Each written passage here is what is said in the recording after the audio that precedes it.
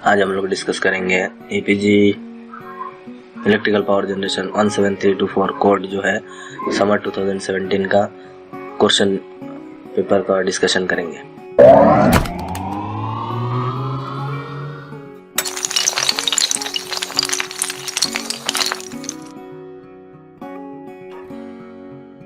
तो सबसे पहला जो क्वेश्चन है इसमें पहला जो क्वेश्चन है सॉल्व एनी 10, तो दो मार्क का एक क्वेश्चन है, एक वाक्य का उत्तर। List any 2 types of fuel used in electrical power generation. तो solid fuel, liquid fuel and gaseous fuel लिख सकते हैं। सॉलिड में coal, biomass, liquid diesel, petrol, gas, natural gas producer, या फिर जो भी आपको ऐसे क्लासिफाई करके ना लिखे, अगर डायरेक्टली लिखे तो भी चलेगा, 2 मार्क के लिए। सेकंड जो क्वेश्चन है, list any 2 thermal power plant with capacity and location in Maharashtra. 2 power plant का नाम लिखना है उसके कैपेसिटी के साथ। तो जैसे ये इसमें तो ऑलरेडी 12 लिखा है, तो इतना सारा लिखने की जरूरत नहीं है, 2 ही काफी है ना। तो नाम और उसका लोकेशन और प्लांट कैपेसिटी। तो कोराडी 1100 मेगावाट, नासिक 910, चंद्रपुर 2340।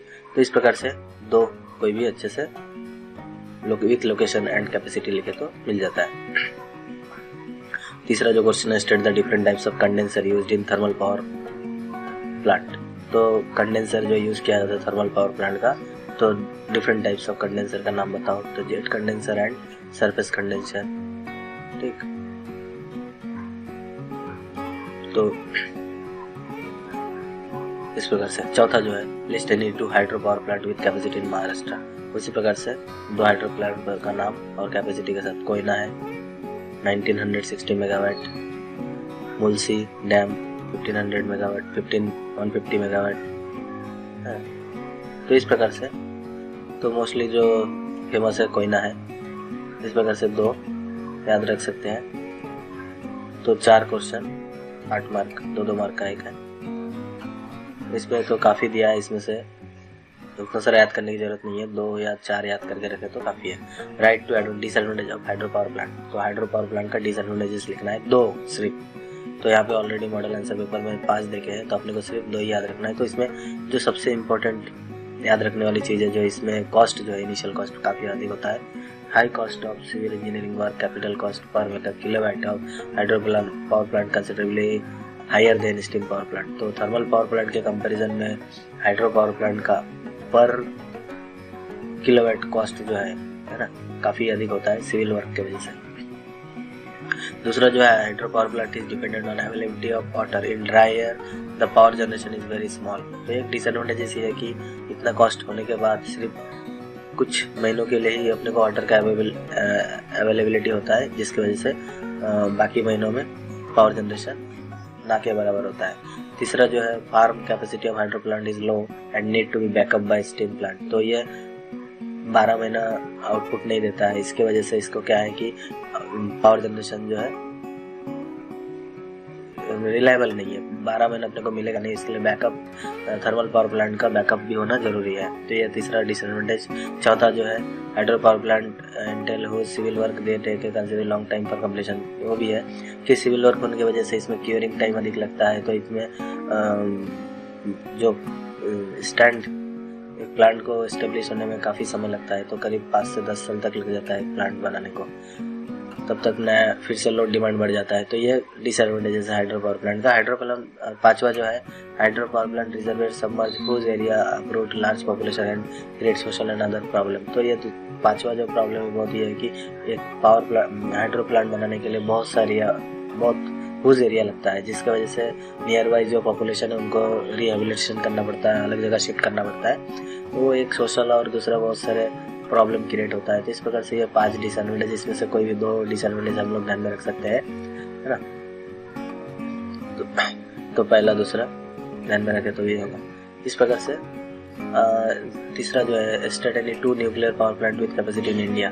तो इंडिया में 2 thermal power nuclear power plant का नाम बताना है। Tarapur atomic power plant, Tarapur Maharashtra 1400 megawatt. Madras में है कलपक्कम तमिलनाडु स्टेट का है 440 और कायगा कायगा कर्नाटक 660 एंड काकरापुर सूरत गुजरात 840 मेगावाट। इस प्रकार से तो तीनों टाइप का जो है पावर प्लांट का नाम पूछा गया है, hydro, thermal and this nuclear. और भी कुछ है, 8 टोटल देखे हैं। Right any two factor selection site for nuclear power plant, ये बहुत ही इंपॉर्टेंट क्वेश्चन है। Site selection for thermal power plant, site selection for nuclear power plant, site selection for hydro power plant, ये हर साल आता ही है, इसको अच्छे से पढ़ना है। तो साइट सिलेक्शन जो प्लांट का है उसके मुताबिक तो अपने को सिलेक्ट करना पड़ता है। तो site selection 2 factor for selecting, तो 2 फैक्टर अपने को सिलेक्ट करना है। इसमें तो बहुत सारे देखे हैं। तो seismicity, water availability, flooding, away from populated area, nearest to the load centre, disposal of waste, है ना। इस प्रकार से ये 6 पॉइंट है। तो सिस्मिसिटी, ये जो है न्यूक्लियर साइट जो है वो it may not be use for nuclear power plant. अगर सिस्मिक यानी भूकंप क्षेत्र है, भूकंप ग्रस्त क्षेत्र है, वहाँ पे न्यूक्लियर पावर प्लांट नहीं लगाया जा सकता है। Water availability, nuclear power plant के लिए वाटर बहुत पानी लगता है, इसके लिए, है ना, प्रोडक्शन के लिए, पावर प्लांट के लिए, न्यूक्लियर पावर प्लांट के लिए, तो इसके लिए वाटर काफ़ी मात्रा में होना चाहिए। तो साइट उसी के आधार पर सिलेक्ट करना है। फ्लडिंग, वहाँ पे बाहर ये भूकंप और ये जो है तूफान वगैरह ना आए, बाढ़ ना आए, ऐसे साइट को देख के ही चूज करना है। अवे फ्रॉम पॉपुलेटेड एरिया, तो कभी भी किसी गलती से अगर सेफ्टी सुरक्षा की दृष्टि से ये बहुत ही खतरनाक हो सकता है। अगर कभी गलती से कुछ हो जाए तो जान माल का काफ़ी नुकसान हो सकता है। तो रेडिएक्टिव रेडिएशन होता है जब कभी लीकेज वगैरह होता है। तो इसके वजह से ये क्या है कि far away from the populated area होना चाहिए, है ना। तो बहुत ही रिमोट एरिया जहाँ पे पॉपुलेशन ना हो, ऐसे एरिया में इसको चूज करना है। Nearest to the load centre, since the transportation and storage requirement are less compare to the coal fired, it is prepared to construct nuclear power plant near the load centre. तो इसको transportation या storage की कोई जरूरत नहीं, जैसे thermal power plant में कोल को स्टोर करना पड़ता है, तो वैसे इसको कुछ स्टोरेज की जरूरत नहीं पड़ता है। इसमें जो थोरियम जो लगता है, यूरेनियम और थोरियम बहुत ही कम मात्रा में काफ़ी एनर्जी जनरेट करता है। तो इसलिए इसको ऐसे ट्रांसपोर्टेशन फैसिलिटी या स्टोरेज का कोई उतना गरज नहीं है, इसलिए इसको जो है near to the load centre होना चाहिए, so that transmission of energy at minimum cost can be achieve. तो लोड सेंटर के पास में रहने से क्या होगा कि जो ट्रांसमिशन का जो कॉस्ट है वो मिनिमम हो जाएगा। तो nearest to the load centre and disposal of waste. अब जो वेस्ट है इसका बाई प्रोडक्ट जो है वो fission in nuclear power station is generally radioactive, which must be disposed of properly to avoid a health hazard। तो ये properly इसको डिस्पोज करना चाहिए जिससे कि किसी प्रकार का कोई खतरा ना हो। इसको डेप्थ बरीड इन ए डेप्थ ट्रेंच और डिस्पोज ऑफ टू द सी, समुद्र के गहराई में इसको छोड़ा जाता है जिससे किसी को कोई खतरा ना हो। Therefore site selection for such plant have adequate arrangement for the disposal of radioactive waste. इस प्रकार से ये 6 पॉइंट देखे हैं, इसको आधार पर ही हम लोग साइट सिलेक्ट कर सकते हैं। तो 2 मार्क के लिए तो 2 ही पॉइंट काफ़ी है। उसके बाद स्टेट 4 मार्क के लिए अगर आता है तो आपको 4 से 6 पॉइंट लिखना पड़ेगा। 2 मार्क के है तो 2 पॉइंट लिखे तो काफ़ी है। State the different type of engine in diesel power plant. तो डीजल पावर प्लांट में इंजन का नाम बताओ, 2 stroke engine and 4 stroke engine. Meaning of captive power plant, next question जो है, right the meaning of captive power plant. Captive power generation, captive power generation means the power generation plant set up by any person, by any cooperative society or association of persons, by industry, by group of industries to generate electricity primary for their own use and sell excessive power to the state electricity board is known as captive power generation। तो कोई भी व्यक्ति हो या संस्था हो या फिर कोई इंडस्ट्री हो या कोई इंडस्ट्री का ग्रुप हो, वो खुद पावर जनरेट मैंने प्लांट लगा सकता है, उसको कैप्टिव पावर जनरेशन कहा जाता है। तो प्राइमरीली जो है जो पावर जनरेट होगा वो अपने काम के लिए यूज़ करेंगे, और जो अगर एक्सेस पावर जनरेट हो रहा है तो स्टेट राज्य जो इलेक्ट्रिसिटी बोर्ड है उसको वो बेच सकता है, उसको कहा जाता है कैप्टिव पावर जनरेशन। ठीक। Define connected load and firm load. तो ये एक मार्क के लिए एक डेफिनेशन से। Connected load means connected load of a consumer is sum of the continuous rating of all equipment of the consumer connected to the supply system in which use or not use। तो consumer का connected load का मतलब है कि उसमें उस equipment क्या equipment वो कंज्यूमर का कनेक्टेड किया हुआ है, भले ही वो यूज में हो या ना हो, तो भी जितना भी लोड है कनेक्टेड सिस्टम के साथ तो उसको कहेंगे कनेक्टेड लोड। फार्म लोड किसे कहेंगे? It is the power which is always available from the plant even during adverse condition. तो ये कोई एक प्लांट है जो खराब से खराब स्थिति में भी कितना पावर जनरेट कर सकता है ना। वो तो पावर जनरेशन जो है वेरी होते रहता है, कम ज़्यादा। तो सबसे कम खराब परिस्थिति में भी कितना पावर जनरेट कर सकता है उसे कहा जाता है फार्म पावर। ठीक, इस प्रकार से दो डेफिनेशन, 2 मार्क के लिए, एक मार्क का एक definition. Right formula for solar constant, तो इसको याद रख सकते हैं। फार्मूला है, याद नहीं रहा तो छोड़ सकते हैं। 10 क्वेश्चन अपने को छोड़ाना था, 10 में 12 क्वेश्चन में से अपने को 10 छोड़ाना है। तो फार्मूला है, फार्मूला अगर याद नहीं है तो इसको स्किप कर सकते हैं, या फिर याद है तो लिख सकते हैं। State any two limitation of wind energy. Wind energy में 2 डिसएडवांटेजेस बताओ। तो विंड एनर्जी में 2 डिसएडवांटेजेस, इसमें 8 देखे हैं, इसमें अपने को 2 बताना है। तो विंड पावर प्रोड्यूस नॉइज और it efficiency is less 20 to 30%। 2 point काफी है, फिर भी इसमें देखे काफी सारा point. There is limitation on site selection. Transportation cost of wind tower and accessories is high. Its reliability on generation power is less. No farm power. Power generation is not in phase with the demand. Generation is costly. तो noise बहुत करता है, इसका efficiency बहुत कम है, और site selection जो है बहुत ही कुछ जगह पे ही हम लोग इसको इंस्टॉल कर सकते हैं, बहुत ही लिमिटेड एरिया में इसको इंस्टॉल कर सकते हैं। और transportation cost of wind tower and accessories is high.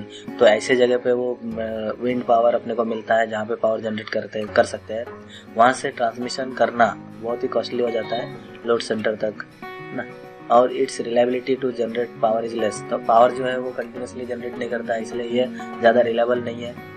No farm power, इसमें कोई फार्म पावर नहीं है। एडवर्स कंडीशन में वो 0 पावर भी जनरेट कर सकता है, इसलिए इसका फार्म पावर जो है no. Power generation is not in phase with the demand. Demand के हिसाब से पावर जनरेट नहीं कर सकता है। और जनरेशन इज कॉस्टली, क्योंकि इंस्टॉलेशन कॉस्ट इतना अधिक हो जाता है, ट्रांसमिशन कॉस्ट इतना अधिक हो जाता है, उसके बाद जो पावर जनरेट करता है बहुत ही कम मात्रा में, इसलिए इसका जो जनरेशन कॉस्ट है जो वो काफ़ी हाई हो जाता है। इस प्रकार से 2 लिमिटेशन बताना था अपने को, अपने इसमें 8 देखे हैं। ठीक है, इस प्रकार से अपने को टोटल 11 क्वेश्चन देखे था, इसमें से अपने 10 छोड़ाना था। 10 का डिस्क्रिप्शन किया है। क्वेश्चन नंबर 2 में क्या है कि एटम इन 4 4 मार्क का है, 16 मार्क टोटल। तो 4 मार्क का है, तो इसमें आपको लिखना है कम से कम मिनिमम 8 पॉइंट लिखे तो कंफर्म 4 मार्क मिलेगा, या फिर आप 4 पॉइंट 6 पॉइंट लिख सकते हैं, लेकिन 8 पॉइंट मिलेगा तो कंफर्म अपने को 4 मार्क मिलना ही है। तो इसमें जो देखे हैं advantages and 4 disadvantage of thermal power plant, 4 advantages 4 disadvantages लिखना है। तो advantages of thermal power plant, तो least initial cost other power plant के कंपैरिजन में, जैसे न्यूक्लियर हाइड्रो के कंपैरिजन में थर्मल पावर प्लांट का कॉस्ट इनिशियल कॉस्ट बहुत लो रहता है। Required less space compare to the hydro electric plant. Main fuel use in this plant is coal which is quite cheap. इसका जो fuel है कोल वो बहुत ही काफ़ी सस्ते कीमत में मिल जाता है, इसलिए इसका जो जनरेटिंग कॉस्ट है वो कम होता है compare to other power plant. It can be installed at any place irrespective of the existence of fuel, while the hydroelectric plant can be developed only in the source of water। तो इसमें कैसा है कि ये कहीं पे भी हम लोग इंस्टॉल कर सकते हैं थर्मल पावर प्लांट, क्योंकि उसका जो फ्यूल है वो हम लोग बाय ट्रांसपोर्ट रेलवे या बाय ट्रक हम लोग ट्रांसपोर्ट कर सकते हैं। लेकिन हाइड्रो पावर प्लांट में क्या है कि वो पर्टिकुलर वही जगह पे इंस्टॉल कर सकते हैं जहाँ पे पानी की व्यवस्था हो, इसलिए इसको कहीं पे भी इंस्टॉल कर सकते हैं। 14 पॉइंट जो है। उसके बाद such power plant are able to respond rapidly change in load without difficulty. तो ये पावर जनरेशन इसको वैरी कर सकते हैं, डिमांड के हिसाब से हम लोग इसका पावर जनरेशन बढ़ा सकते हैं तुरंत। और transmission cost in such plant are reduce because this plant can be located near to the load centre. Transmission cost जो है उसका कम हो जाता है, क्योंकि ये हम लोग कहीं पे भी इसको इंस्टॉल कर सकते हैं near to the load centre. Whereas hydro electric plant को है ट्रांसमिशन कॉस्ट लोड सेंटर पे पास में इंस्टॉल नहीं कर सकते हैं, और जहाँ पे पानी का सोर्स है वहीं पे इंस्टॉल कर सकते हैं, जिसकी वजह से इसका कॉस्ट जो है बढ़ जाता है ट्रांसमिशन कॉस्ट की वजह से। उसके बाद जो है cost of generation is less than the diesel power production. और इस प्रकार से ऐसे 8 पॉइंट देखे हैं, 4 पॉइंट अपने इसमें से सिलेक्ट करना था। ये हो गया एडवांटेजेस। अब 4 पॉइंट जो है डिसएडवांटेजेस में। तो सबसे पहला जो मेंटेनेंस, इनिशियल कॉस्ट लो है लेकिन मेंटेनेंस एंड ऑपरेटिंग कॉस्ट जो है वो हाई है। सेकंड, ये पॉल्यूट करता है एटमॉस्फेयर को due to the production of large amount of smoke and fumes. तो धुआं और जो राख वगैरह इसका जो बाई प्रोडक्ट है उसकी वजह से एटमॉस्फेयर क्या हो जाता है, पोल्यूटेड हो जाता है। तो ये डिसएडवांटेजेस में आता है। तीसरा जो है disposal of ash is quite difficult. अब ये जो ऐश इसका जो डिस्पोजल करना बहुत ही डिफिकल्ट टास्क है। आजकल क्या है कि ऐश क्लचर ब्रिक्स वगैरह बनाने के लिए यूज़ किया जाता है, लेकिन इतने बड़े क्वांटिटी में ऐश प्रोड्यूस होता है, हर रोज lakh of ton of coal जो है बर्न होता है, तो इतना ऐश डिस्पोज करना काफ़ी डिफिकल्ट है। और फोर्थ पॉइंट जो है required huge quantity of water, इसमें पानी की मात्रा भी बहुत अधिक लगता है। और handle of coal is difficult, coal का स्टॉक करना पड़ता है, कम से कम 4 महीने का कोल जो है साइड पे स्टॉक रहना चाहता है, तो उसको हैंडल करना बहुत ही डिफिकल्ट टास्क है कोल को। फिर costlier in running the cost as compare to the hydro, तो रनिंग कॉस्ट इसका ज़्यादा है। इनिशियल कॉस्ट कम भले ही कम है, लेकिन रनिंग कॉस्ट जो है हाइड्रो इलेक्ट्रिक प्लांट के कंपैरिजन में काफ़ी ज़्यादा है। इस प्रकार से 4 एडवांटेजेस 4 डिसएडवांटेजेस डिस्कस करना है। उसके बाद जो है question state any 4 factor for selecting है। देखिए मैं पहले ही बोल चुका था कि साइट सिलेक्शन बहुत इंपॉर्टेंट है, क्वेश्चन आना ही रहता है। जैसे इसमें अभी न्यूक्लियर पावर प्लांट के बारे में पूछा गया था साइट सिलेक्शन, इसी प्रकार से इसमें हाइड्रो पावर प्लांट का भी पूछा गया है। तो 4 factor of selecting hydro power plant, तो सेम वही क्या क्या लगता है वो अवेलेबल होना चाहिए। जैसे कि वाटर है, स्टोरेज ऑफ वाटर की सुविधा होना चाहिए, head of water. Hydro power plant के बारे में है तो head of water, soil condition, geographical situation and transportation facility, near to the load centre and cost of land, ये सब है ना। और free from the earthquake zone, silt and debris, water pollution.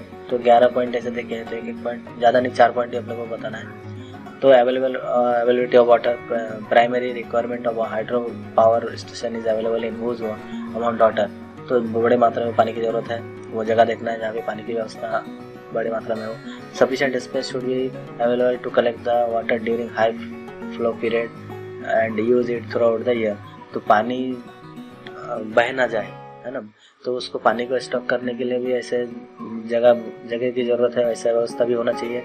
Head of water, stored water must be high head as reduce quantity of water required to run the turbine, तो उसका head of water पानी की जो level है वो बहुत high head पे रहेंगे, तो कम पानी में भी वो टर्बाइन को रोटेट कर सकता है, इसलिए हेड ऑफ वाटर भी इम्पोर्टेंट है। हेड ऑफ वाटर हाई रहे तो अच्छा है। Soil condition must be sufficient stand to withstand heavy dam structure, तो वहाँ का जो मिट्टी है वो काफ़ी मजबूत होना चाहिए, जिससे कि हेवी डैम का स्ट्रक्चर को वो सहन कर सके, इसलिए सॉइल कंडीशन बहुत important. Geographical situation, the location can be offer advantage to store huge amount of water and also for dam construction. Transportation facility भी अवेलेबल होना चाहिए मशीनरी वगैरह लाने के लिए, ऐसा कुछ इंपॉर्टेंट नहीं, फिर भी रहे तो अच्छी बात है। Near to the load centre, ये तो बहुत इंपॉर्टेंट है। लोड सेंटर के पास में रहने से क्या है कि ट्रांसमिशन जो कॉस्ट है वो लो हो जाता है, तो ये सब चीज़ें फैक्टर को देख के ही हम लोग साइट सिलेक्ट करना चाहिए, है ना। कॉस्ट ऑफ लैंड, अगर काफ़ी दूर होगा, रिमोट एरिया में होगा, तो कॉस्ट ऑफ लैंड भी चीप रहेगा, तो लैंड मस्ट भी चीपली अवेलेबल। और अर्थक्वेक जोन से दूर होना चाहिए, नहीं तो डैम स्ट्रक्चर क्या है कि सेफ्टी की दृष्टि से इम्पोर्टेंट है। और unwanted soil particles, the catchment area should be such that there are less accumulation of silt and debris, कचरा और डेब्रिज वगैरह वहाँ पे जमा ना हो, ऐसे एरिया देखना है। वाटर पोल्यूशन ना हो, फ्री फ्रॉम केमिकल इम्प्योरिटीज वगैरह, ये सब इसका साइट सिलेक्शन का क्राइटेरिया फैक्टर है। ये सब देख के ही हम लोग साइट सिलेक्शन करना है। उसके बाद जो तीसरा क्वेश्चन है state any 4 advantage and 4 disadvantage of diesel power electric power plant. उसी प्रकार से डीजल इलेक्ट्रिक पावर प्लांट का एडवांटेजेस एंड डिसएडवांटेजेस पूछा गया है। तो एडवांटेजेस में इसमें बोला गया है कि design and layout of electric power plant is simple, it required less space, time required for complete erection of diesel power plant is less, such plant can be located at any place, located near the load center, it required less space for fuel storage, free from ash handling problem, and water for cooling, it required less quantity of water for cooling, it can be put into service immediately, or the plant can be put on load easily, no standby losses। और इस काफ़ी प्रकार से diesel power plant का advantages बताया गया है। उसका जो है जगह कम लगता है, उसका लोड सेंटर के कहीं पे भी हम लोग इंस्टॉल कर सकते हैं, उसको इंस्टॉल करने का टाइम भी कम लगता है, और फ्यूल रखने के लिए भी कम जगह लगता है, ऐश का कोई प्रॉब्लम नहीं, इसलिए ऐश हैंडलिंग का प्रॉब्लम ही नहीं है, कूलिंग करने के लिए कम वाटर लगता है। इस प्रकार से कभी भी इमीडिएटली उसको सर्विसिंग कर सकते हैं, ज़्यादा ट्रबलसम नहीं है इसलिए। और ऑपरेशन कोई भी अनस्किल पीपल भी उसको ऑपरेट कर सकता है। इस प्रकार से एडवांटेजेस है। डिसएडवांटेजेस क्या है कि ऑपरेटिंग कॉस्ट जो है हाई है, क्योंकि इसका जो फ्यूल है वो डीजल है ना। Cost of lubricating oil is high, maintenance cost is high, diesel electric power plant generating capacity is limited, overload capacity is less, तो ज़्यादा ओवरलोड नहीं ले सकता है, इसलिए ये सब इसका डिसएडवांटेजेस में आता है। और भी काफ़ी सारा है। It produce noise, smoke produce करता है, useful life is very short, और नियर फ्यूचर में इसका जो फ्यूल है वो बहुत ही लिमिटेड है, मिलना मुश्किल है, दिनों दिन कीमत भी बढ़ते जा रहा है, तो ये सब डिसएडवांटेजेस में आ रहा है। अब मुझे बोला गया है नेक्स्ट जो क्वेश्चन है, state any for advantage of interconnected system. State any for advantage of interconnected system. Interconnected system का एडवांटेजेस क्या है ना। इंटरकनेक्टेड मीन्स कोई भी power plant through out India हो, थ्रू आउट एक रीजन हो, तो उसमें एक दूसरे के साथ कनेक्टेड रहने से क्या एडवांटेजेस रहेगा। तो एडवांटेजेस ऑफ इंटरकनेक्टेड सिस्टम, तो सबसे पहले तो reduce overall install capacity. Overall install capacity जो है वो कम हो जाएगा। Better utilisation hydro power, reliability of supply और high unit size possible, improve quality of voltage and frequency, exchange of peak loads, use of older plant, ensure economics operation. बहुत सारा point दिया है, अपने को सिर्फ 4 ही पॉइंट ध्यान में रखना है। Increase diversity factor, increase load factor, reduce plant reserve capacity and better utilisation of natural resources. इस प्रकार से पॉइंट है, 4 ही पॉइंट का डिस्कशन करेंगे। तो ओवरऑल इंस्टॉल कैपेसिटी जो है कम हो जाता है। Interconnected system power system reduce the overall requirement of install capacity for given load within interconnected between power system. Peak demand is an area to meet by importing power from neighbouring. तो reduce install capacity, अगर capacity कम है तो peak load, अगर demand बहुत high होता है तो हम लोग जो इंटरकनेक्टेड होने की वजह से दूसरे प्लांट से हम लोग पावर को ले सकते हैं।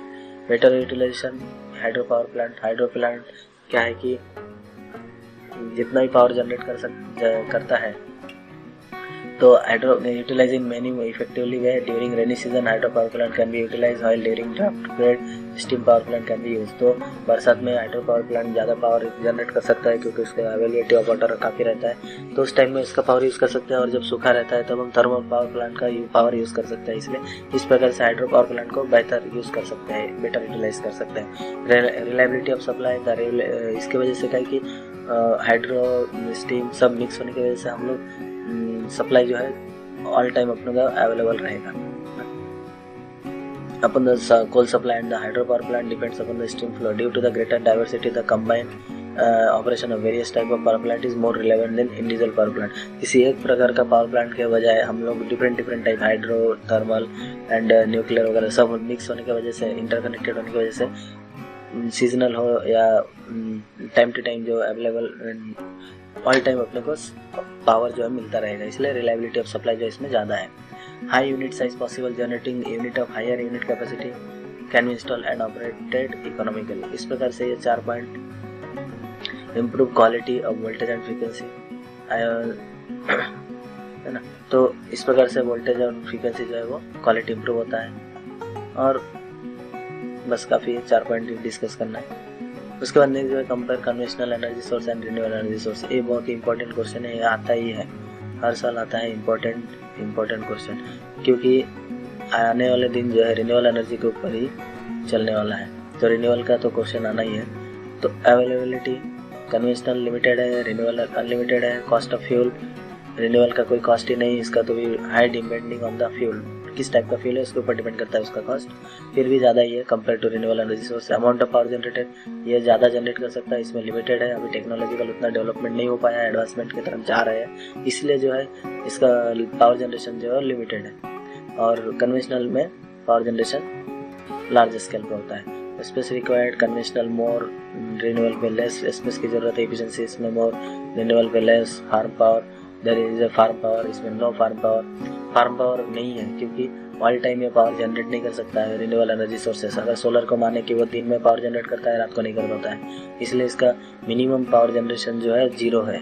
कभी कभी वो 0, कभी कभी कुछ पावर जनरेट करता है, जबकि कन्वेंशनल पावर प्लांट उसका फार्म पावर है। पोल्यूशन इसमें होता है कन्वेंशनल में, नॉन रिन्यूएबल एनर्जी में पोल्यूशन नहीं होता। Thank you for watching this video. Please subscribe to watch more videos. Like, subscribe and share.